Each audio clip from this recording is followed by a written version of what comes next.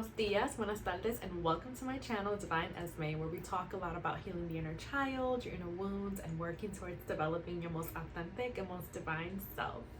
So today I want to talk to you all about my holistic journey as it relates to my trauma and how I've actually been healing my trauma inside out. So taking the whole body, mind, and spirit approach to 100, really to 100. So I think it's important to kind of talk to you all and have a check-in about where I'm at and how it's been helping me. So if you'd love to hear more, please stay tuned.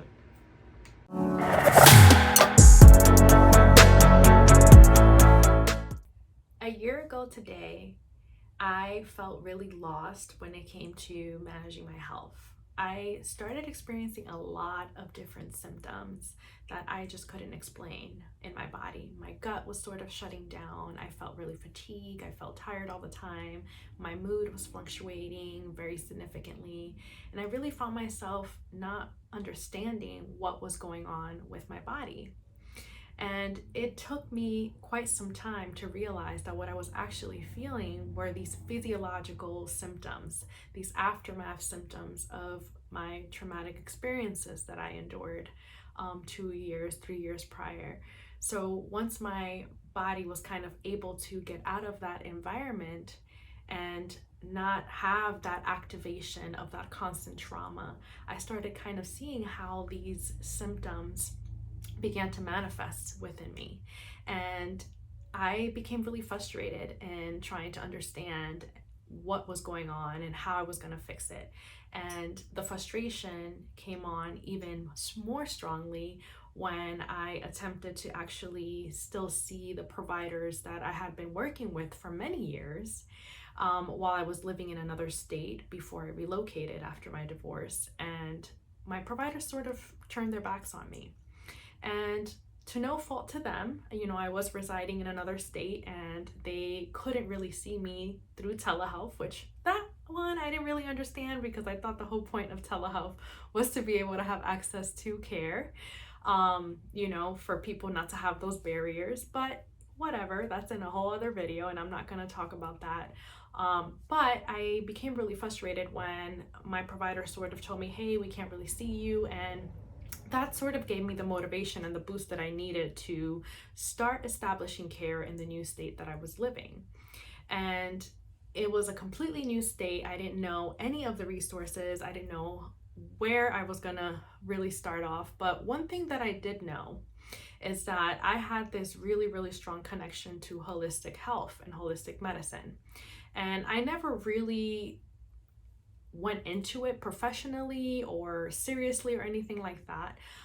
It was something that my grandmother had actually had a part of our lives growing up for a very long time. She was someone that believed in herbal medicine and naturopathic medication. She was a healer in our community in Dominican Republic and had a lot of successes in being able to treat conditions through the use of herbs and being able to help women with their reproduction. So it was something that has always been in my life, but I didn't really understand the value of it till I grew up and I got older and I started to ask more questions about my family, my background, what these herbs are, what they do. My grandmother had very little education. A lot of the herbs that she used weren't called, the way that we actually know them to be called or how they're called in the books, because her education was very poor. It was different.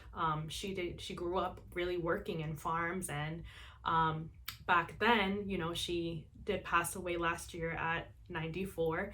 Back then, it was normal for women to have children at the age of 13, at the age of 14. So that's kind of where my grandmother's life sort of started. But she did continue to learn how to be able to make medicinal medications to help with reproduction. That was kind of a big thing for her with women. And it took me to her to pass away to really understand the benefits of what I was missing. And I wished I would have been able to learn a little bit more about what these herbal medications were and what the benefits were and why they help so many people, and because it is a part of my heritage, right? It is a part of my culture.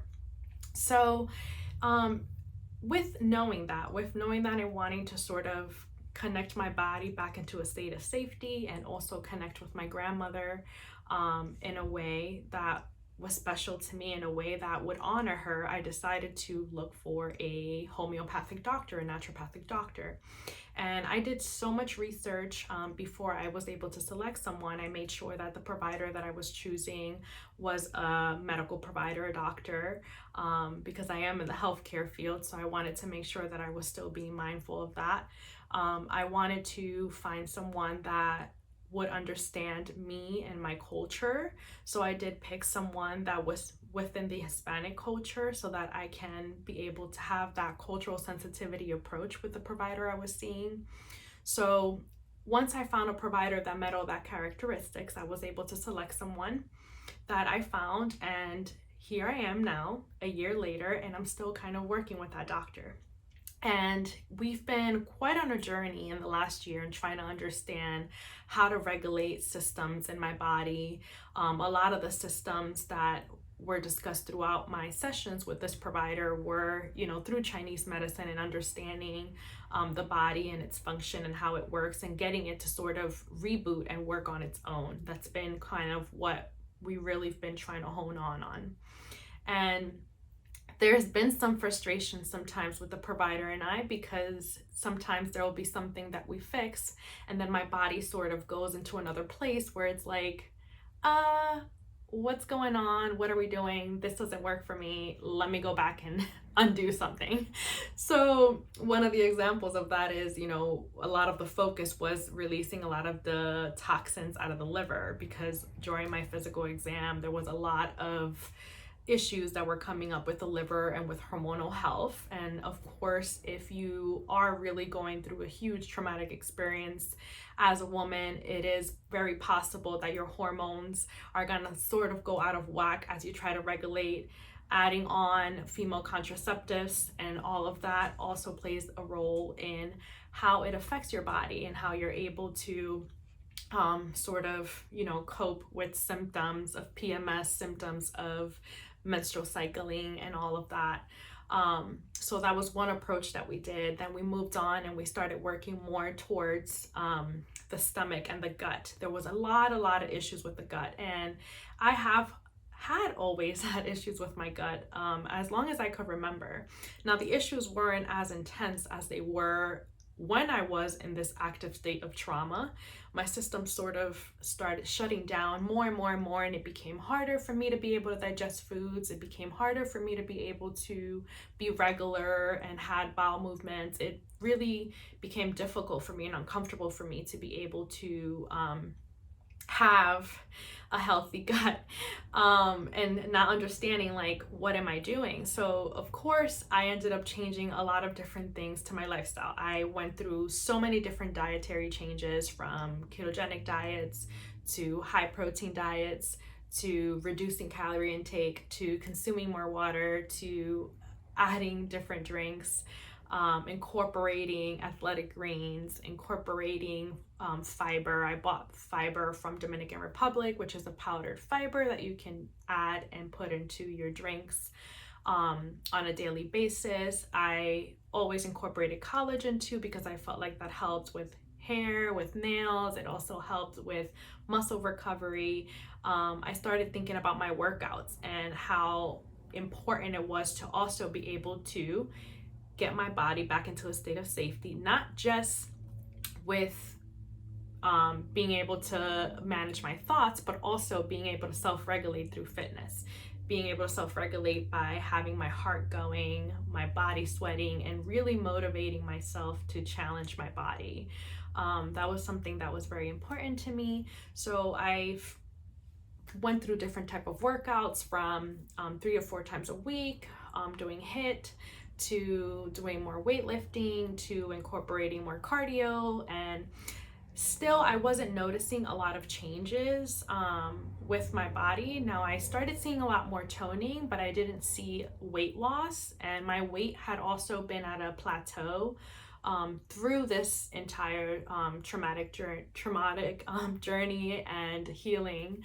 I also had a lot of issues with my weight, and I actually gained a lot of weight, which was weird because I was, again, incorporating a lot of fitness, trying to track what I was eating and working on that for quite some time.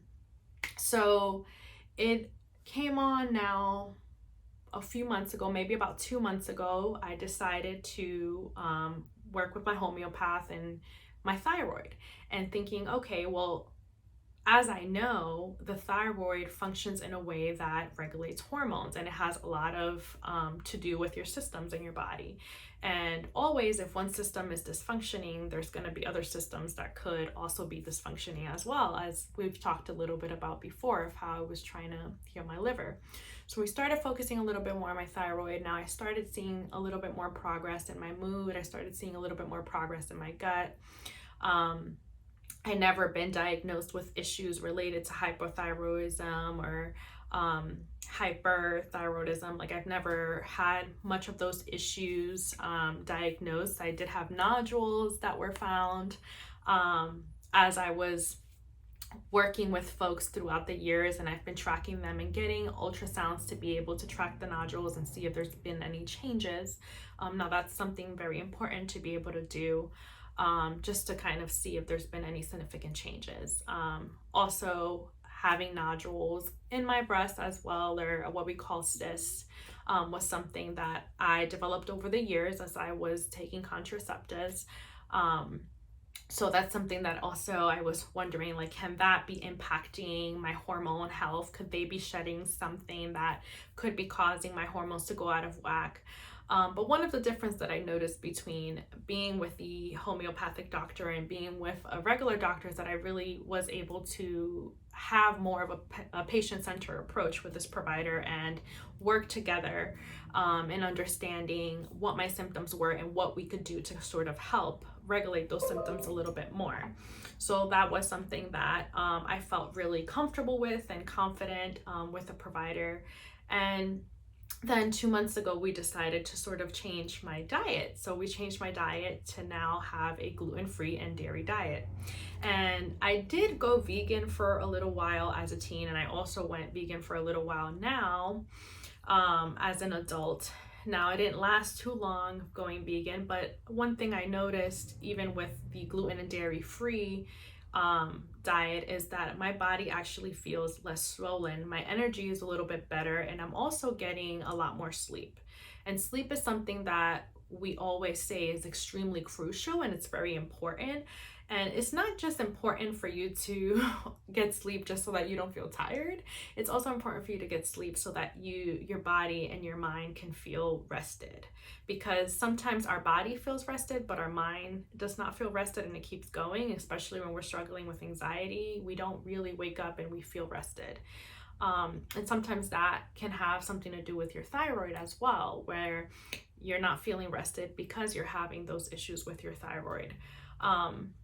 So I don't want to get too much into the medical stuff because that's out of my scope of practice, but I just wanted to talk to you all a little bit about my experience and where it's been in terms of healing myself inside out. So a lot of what I've been doing, again, I've made changes to my diet. I changed my diet from to be gluten-free and dairy-free. So far, it's been working out for me. I have actually been seeing a difference now in my weight and in my energy. I am getting more sleep naturally. I am also feeling less inflamed when it comes to my body. I'm feeling less inflammation. I am being more active. I'm incorporating workouts 4 to 5 times a week. And now I've been doing a lot of heavy lifting. I've been doing a lot of lifting, but not super heavy to the point where I am kind of making my body go through a lot of stress, because again, our goal here when you are healing your trauma is to be able to keep that cortisol down, and also to be able to regulate and have your body feel that sense of safety. So you don't want to put it into too much stress, because you have to kind of make sure that you are balancing that. I've been incorporating a lot of tea. So a lot of the things that I also incorporate throughout the day is, in the morning, I start off with some athletic greens, some fiber, some collagen. I also try to drink a peppermint tea and drink a can't think about the name right now, but I try to drink clover leaf tea and things like that. I have coffee, but I try not to have it on an empty stomach now, and I try to wait at least 2 hours after waking to be able to have coffee and drink a lot of water, because if you do have coffee on an empty stomach, sometimes it could affect people. I'm not saying everyone, but for me, I've seen that it has affected me and impacted me if I do have coffee on an empty stomach. And I am someone that does enjoy having coffee, so it's not something that I can completely take out of my life. But just be mindful too of how much you're consuming. But definitely working out, being mindful of what you're eating in your diet, getting your body moving, even if it's slowly, just get it moving, and sort of reducing a lot of those stress and triggers. The other thing that I have been doing faithfully as well is I have been in therapy, and I've been working with my therapist for quite some time now, and I'm starting to feel in a good place. So of course my sessions are sort of getting smaller, or they're spreading out more in terms of, from going from multiple times a week to weekly to bi-weekly and all of that. I've been able to spread them out a little bit more. And I know that for folks that have been wanting to see a holistic doctor, sometimes that isn't obtainable just because it is something that I've been paying for out of pocket. So that has been an expense, but the way I've been seeing it is that it's really important for me to invest in myself, because if I don't invest in myself, who will? And I want to be able to get better and feel good and have longevity. So I think it's important for me to be able to invest in myself. And one of the smart things that I was able to do this year is to actually open up an HSA and utilize that to be able to pay for some of these sessions that I'm having with my holistic provider. So, and my therapist is out of network, so I'm also utilizing the HSA for that. So that's something that I've been able to utilize to see these providers and be able to continue my treatments. So the other things that I add on my daily regimen is that I do have herbs, and I do have different type of vitamins that get added by my holistic doctor, and those are things that I take on a daily basis, and they change as I see him every month. They could change, they could stay the same. If I'm doing better, we might keep it, or we might add something else. But I think that I'm positive to say that I'm finally seeing a bit of a difference, and I'm really excited to see where this journey takes me. And I'm also excited to be able to learn more about holistic health, and I'm eager to even incorporate some of that in my practices as a licensed clinical social worker and clinician. I'm excited to kind of be able to share some of those things with my clients and how it's helped. And I still believe in medicine. I still have my primary care doctor that I see as well, and she is aware of what I'm doing with my naturopathic provider. So it's something that I am communicating across the board, and everybody sort of knows. That way, I'm doing coordination of care, right, and being cohesive.